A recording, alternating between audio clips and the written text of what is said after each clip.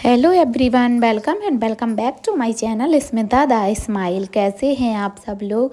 I hope आप सब लोग बहुत ही अच्छे होंगे और आपकी तैयारी भी बहुत अच्छे तरीके से चल रही होगी। जो भी एग्ज़ाम चल रहे हैं उनका लास्ट टाइम ही बचा हुआ है, अप्रैल में ही 15 दिन और शेष रह गए हैं। जिनके भी एग्ज़ाम हैं वो बहुत अच्छे तरीके से तैयारी करिए और जो भी मेरे से बन पा रहा है मैं वैसे ही क्वेश्चन लेकर आ रही हूँ जैसे कि एग्ज़ाम में आ रहे हैं, सेम टू सेम उसी पैटर्न पर फैक्चुअल और कॉन्सेप्चुअल क्वेश्चन दोनों ही लेकर आ रहे हैं।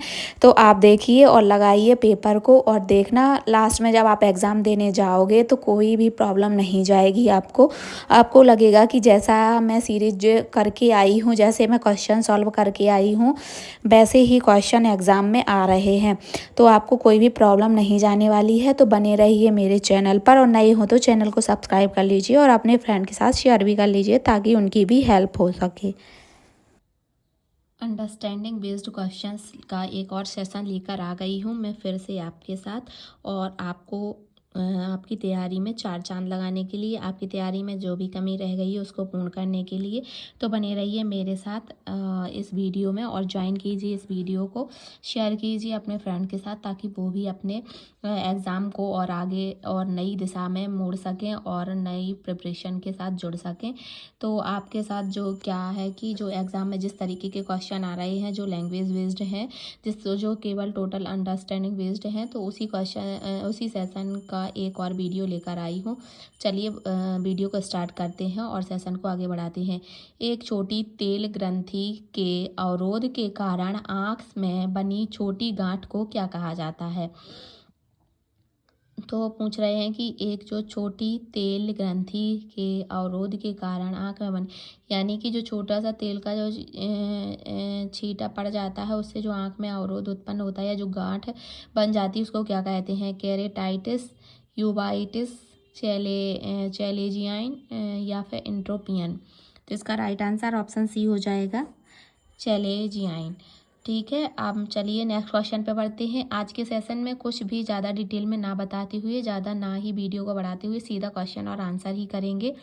तो क्या है, इसमें क्वेश्चन ज़्यादा हो जाएंगे और आपको आंसर पता चल जाएगा। जैसे भी अगर आपको लगेगा कि ये चीज़ समझ में नहीं आई तो आप मुझे कमेंट करिएगा, मैं वो चीज़ समझाने की कोशिश करूँगी।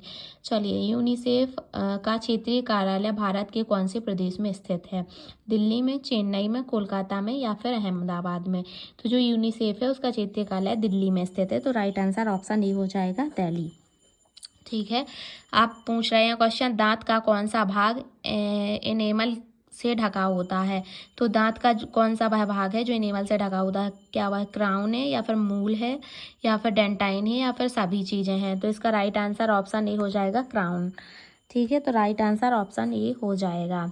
चलिए, कुछ क्वेश्चन ऐसे ही एकदम फैक्चुअल हैं तो वो ही क्वेश्चन हैं इसमें, और कुछ कॉन्सेप्चुअल हैं, तो दोनों का ही कॉम्बिनेशन है जैसा कि एग्जाम में आ रहा है उसी वैरायटी का मैं लेकर आती हूँ आप लोगों के लिए। चलिए, इनमें से कौन सा कथन सत्य है, सॉरी गलत है? देखो, आज मेरे से भी ये गलत पढ़ के हो गया, मुझसे तो होता ही है, इसलिए तो मैं आपको बताती हूँ। मैंने बोल दिया इनमें से कौन सा कथन सत्य है, बल्कि इसमें पूछा जा रहा है कि कौन सा कथन गलत है। तो टीबी के संपर्क में आने वाले लोगों में टीबी संक्रमण विकसित हो भी सकता है और नहीं भी। टीबी संक्रमण से ग्रस्त लोगों में टीबी रोग विकसित हो भी सकता है और नहीं भी। संक्रमण के बाद के पहले 2 वर्षों में टीबी रोग विकसित होने का जोखिम सर्वाधिक होता है। टीबी के संपर्क में आने वाले हर व्यक्ति में यह रोग विकसित हो सकता है। तो देखिए, इसमें राइट जो आंसर है वो बताना है आपको। इतने बड़े जो ऑप्शन दिए गए हैं ये टोटल अंडरस्टैंडिंग बेस्ड ही क्वेश्चन ऑप्शंस हैं, तो इसी तरीके के ऑप्शन का कॉम्बिनेशन आ रहा है एग्जाम में। तो ये अंडरस्टैंडिंग बेस्ड है, आप अंडरस्टैंडिंग सही होगी आपकी तो आप इसको कर पाएंगे। तो बताना है कि जो टीबी के संपर्क में आने वाले जो लोगों में टीबी संक्रमण विकसित हो सकता है और नहीं भी, ये सही है।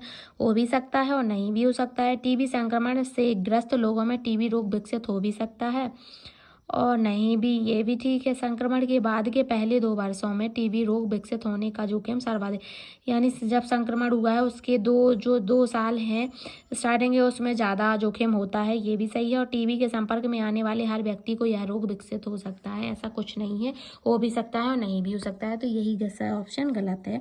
तो राइट आंसर ऑप्शन डी हो जाएगा। कई क्वेश्चन ऐसे आते हैं जो उनका आंसर उसी में छिपा होता है, जैसे कि इसमें पहले बताया गया था फर्स्ट ऑप्शन और लास्ट ऑप्शन को आप देखिए। फर्स्ट ऑप्शन में था कि हो भी सकता है और नहीं भी, और इसमें था कि हो ही सकता है, हो ही जाता है। तो आप ये दो ऑप्शन तो वैसे भी एलिमिनेट हो जाएंगे, क्योंकि इन 2 ऑप्शन में ही कॉम्पिटिशन चलेगा कि ये सेम ही ऑप्शन है। इसमें है कि हो भी सकता है, इसमें हो भी सकता है और नहीं भी, इसमें है कि हो ही जाता है। तो इन्हीं 2 में 2 तो एलिमिनेट ये हो ही जाएंगे, ये 2 ही रह जाएंगे। तो इनका क्या है कि इसमें था कि हो जाता है, एक ही चीज़ बिल्कुल एकदम क्लियर कट रहती है। तो ये नहीं, इसमें ये दोनों ही ऑप्शन शामिल हैं। तो ये राइट आंसर ये राइट था और ये रॉन्ग था, तो इसको ही राइट आंसर रॉन्ग ही पूछा गया था, तो इसको ही मानेंगे।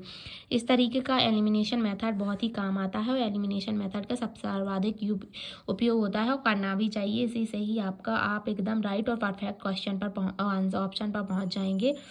तो चलिए नेक्स्ट क्वेश्चन पर बढ़ते हैं। नेक्स्ट क्वेश्चन है, बच्चों की पोषण स्थिति का आकलन करने के लिए इनमें से किस विधि का उपयोग नहीं किया जा सकता है। तो इसमें भी नेगेटिव पॉइंट को हाईलाइट कर लेना है कि नहीं किया जा सकता है किससे। तो क्या शरीर का वजन ये वाली विधि से, या फिर लंबाई से, या फिर कमर नितंब अनुपात से, या फिर छाती की परिधि से। तो जो है पोषण का आकलन किस तरीके से नहीं किया जा सकता है, तो ऑप्शन सी कमर नितंब अनुपात से नहीं किया जा सकता है।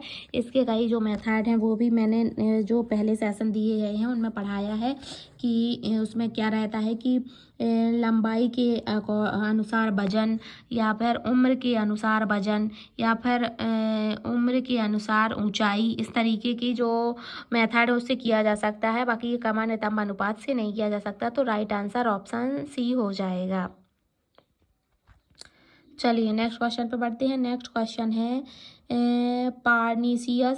पार्नीसियस एनीमिया से बचाव हेतु गर्भावस्था में भोजन में लेना आवश्यक है। जो पार्नीसियस एनीमिया है उससे बचाव करना है तो गर्भावस्था में कौन सी चीज़ या कौन सा भोजन लेना आवश्यक हो जाता है। क्या विटामिन B12 लेना आवश्यक हो जाता है, या फिर विटामिन D, या फिर विटामिन K, इनमें से कोई नहीं। तो देखिए इसका राइट आंसर हो जाएगा ऑप्शन ए विटामिन B12।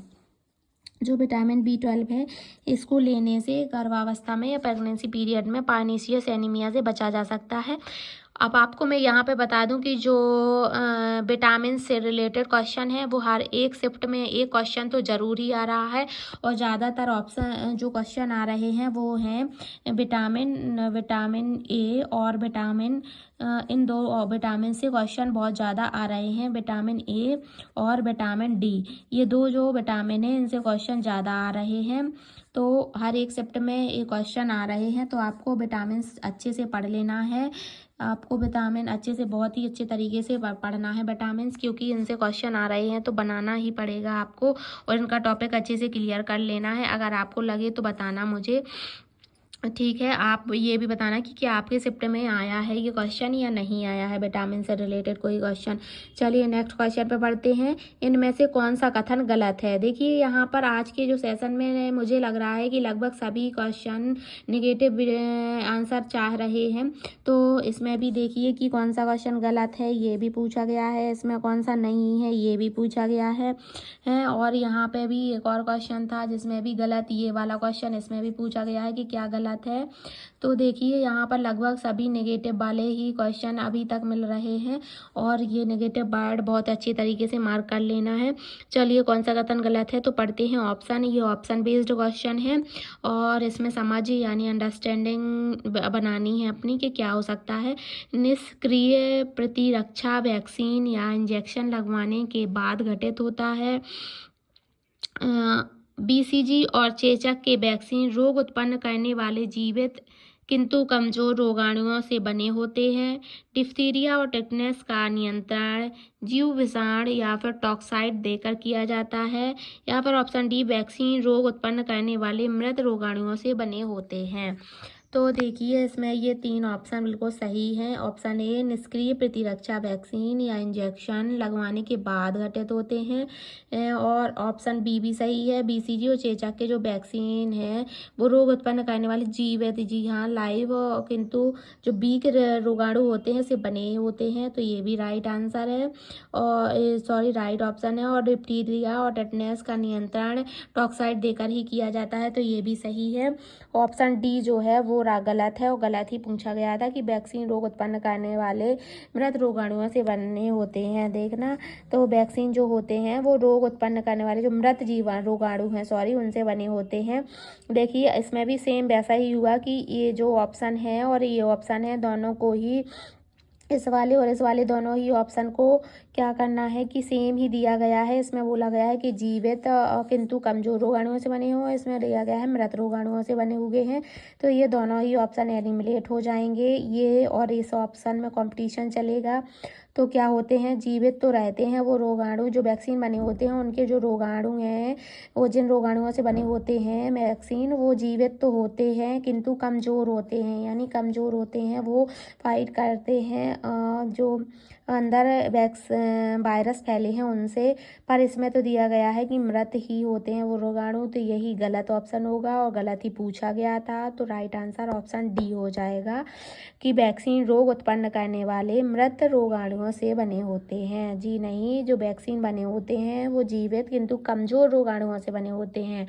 ठीक है, तो राइट आंसर ऑप्शन डी हो जाएगा। इसी तरीके का एलिमिनेशन मेथड अगर आप यूज़ कर लेंगे तो आपको बहुत अच्छे तरीके से आंसर लगाते बन जाएगा, आपके आंसर गलत नहीं होगा। अगर आप 2 ऑप्शन एलिमिनेट कर लेते हैं, बचे 2 ऑप्शन जिनमें कन्फ्यूजन रहेगी आपको, तो आपको उनमें से एकदम सही और सटीक आंसर लगेगा वो वही लगाना है आपको, वो सही भी होगा। तो इसी तरीके की आपको अंडरस्टैंडिंग बिल्ड करनी है अपने अंदर। अंडरस्टैंडिंग जब आपके अंदर आ जाएगी तो आप बहुत ही अच्छे तरीके से ऑप्शन को एलिमिनेट भी कर लोगे और राइट आंसर भी लगा दोगे और आपके बहुत ही अच्छे नंबर आ जाएंगे। तो आपका सिलेक्शन पक्का ही है, आपके सिलेक्शन से आपको कोई नहीं रोक सकता। और जिसका थोड़ा सा कम अच्छा भी जाएगा एग्ज़ाम तो कोई प्रॉब्लम नहीं है, सिर्फ कंटिन्यूटी बनाए रखनी है, एक ना एक दिन आपकी गवर्नमेंट ज़रूर ही जॉब लगेगी। तो आपको अपनी हिम्मत नहीं हारनी है, आज नहीं तो कल मेहनत करने वालों को सफलता ज़रूर ही मिलती है। वो जो कोटेशन बने हुए हैं वो कहीं गलत नहीं होती है, मेहनत करने वालों की कभी हार नहीं होती।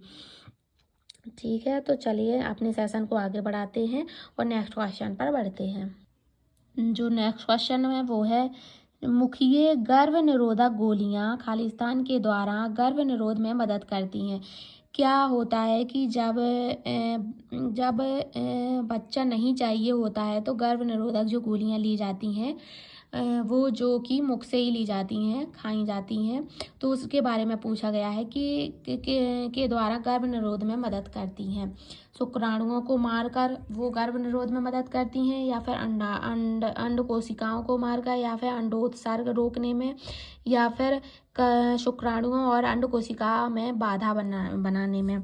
किस तरीके से उनके द्वारा गर्भ निरोध किया जा सकता है। तो देखिए इसका राइट आंसर ऑप्शन सी हो जाएगा, अंडोत्सर्ग रोकने में। जब वो अंडों का उत्सर्जन ही नहीं करने देंगी तो कैसे ही गर्भ धारण हो पाएगा।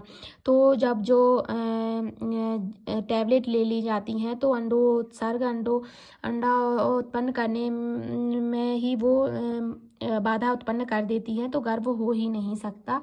तो इस तरीके से इसका राइट आंसर ऑप्शन सी हो जाएगा। अंडोत्सर्ग रोकने में जो गर्भ निरोधक गोलियां हैं तो उसके द्वारा वो गर्भ निरोध करने में मदद करती हैं। चलिए नेक्स्ट क्वेश्चन पे बढ़ते हैं। नेक्स्ट क्वेश्चन है, कुशिंग रोग का कारण क्या है।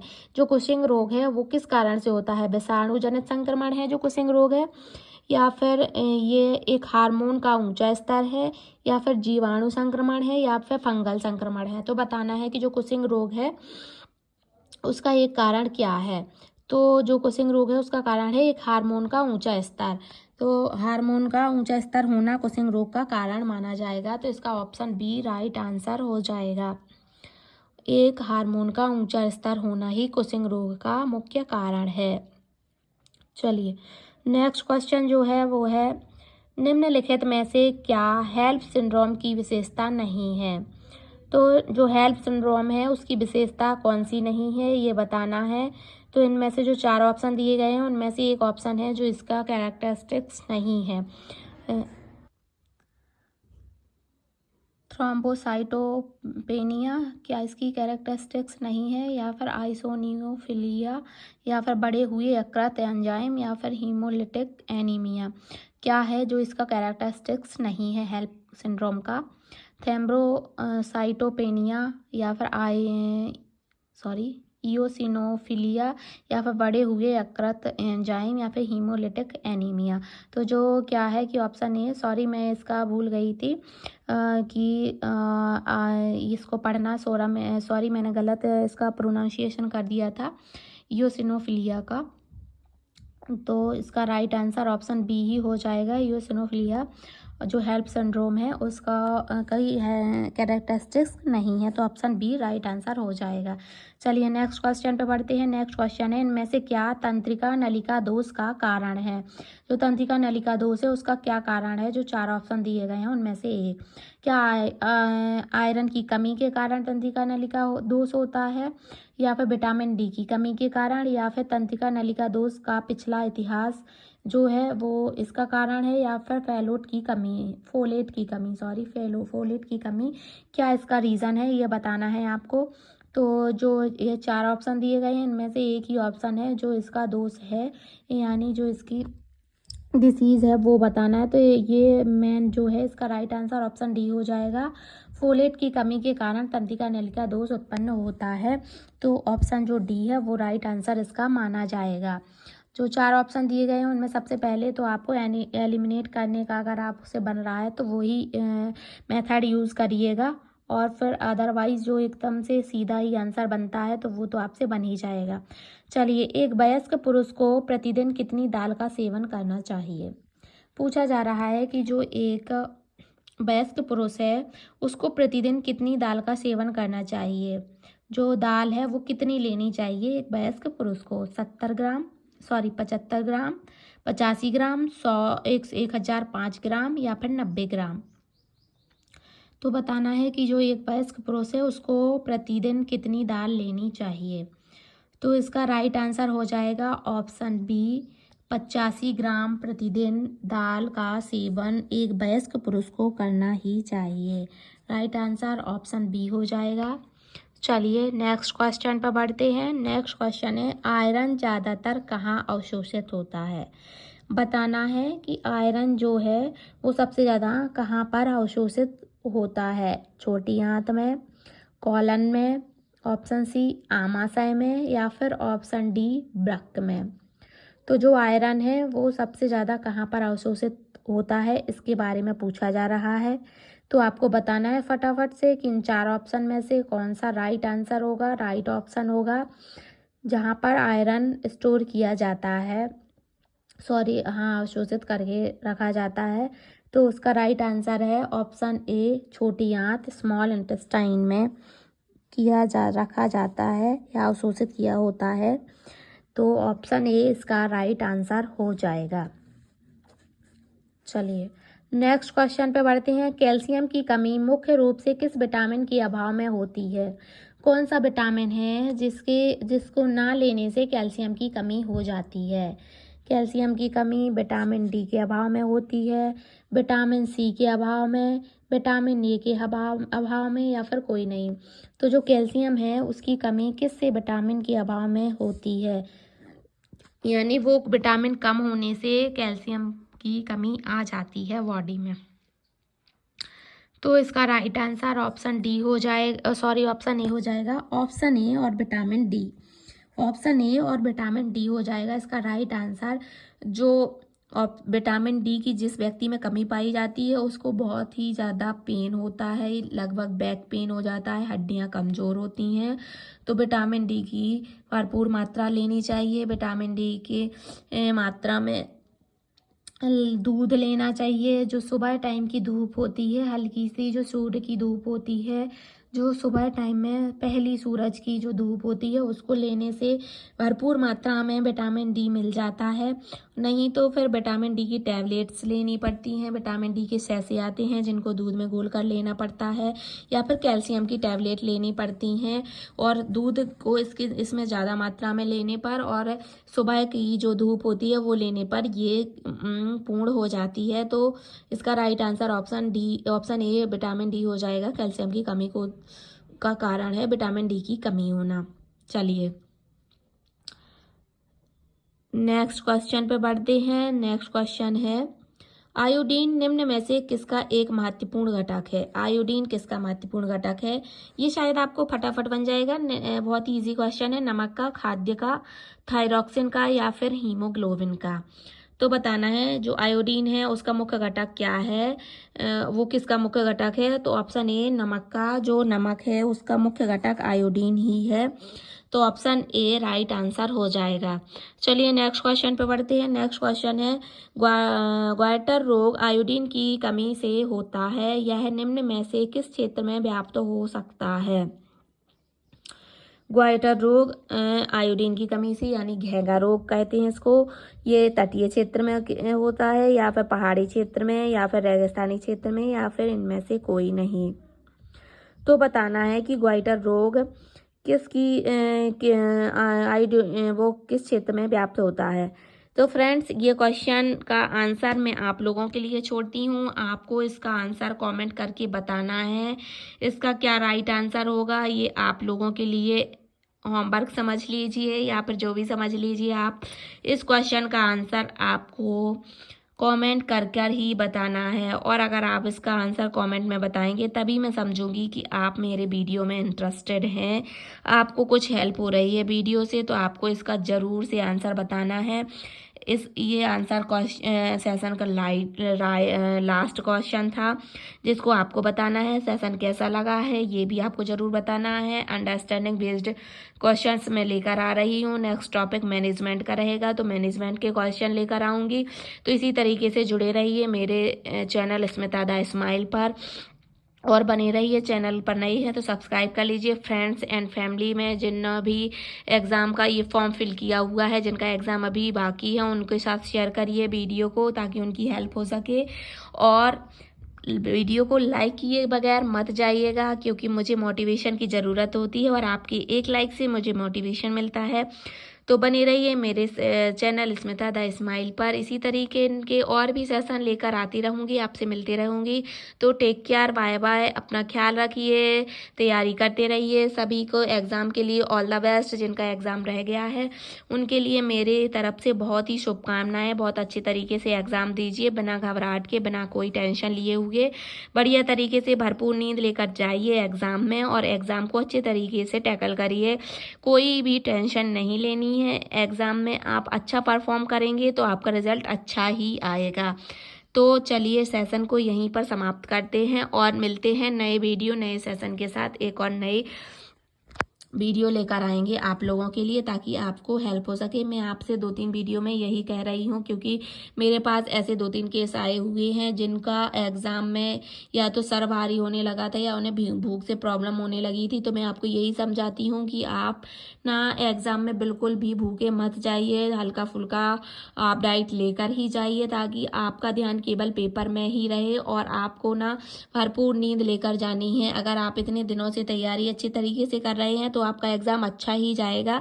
तो एक रात में आपको पूरी रात जागकर पढ़ाई नहीं करनी है। अगर आपका एग्ज़ाम नेक्स्ट डे में है तो आपको एक दिन पहले अच्छे तरीके से नींद ले लेनी है। फुल नींद में रेस्ट लेकर ही एग्ज़ाम देने जाना है एकदम फ्रेश माइंड से, तभी आपका एग्ज़ाम अच्छे से हो पाएगा और आप अच्छे से आप क्वेश्चन को सॉल्व कर पाएंगे और आपकी अंडरस्टैंडिंग बनी रहेगी। नहीं तो आपका दिमाग ही काम नहीं करेगा तो आप क्या ही वहाँ पर सॉल्व कर पाएंगे। तो चलिए नेक्स्ट वीडियो में मिलते हैं इसी तरीके के नई टिप्स और ट्रिक्स के साथ, और आपके साथ नए क्वेश्चन लेकर आएंगे।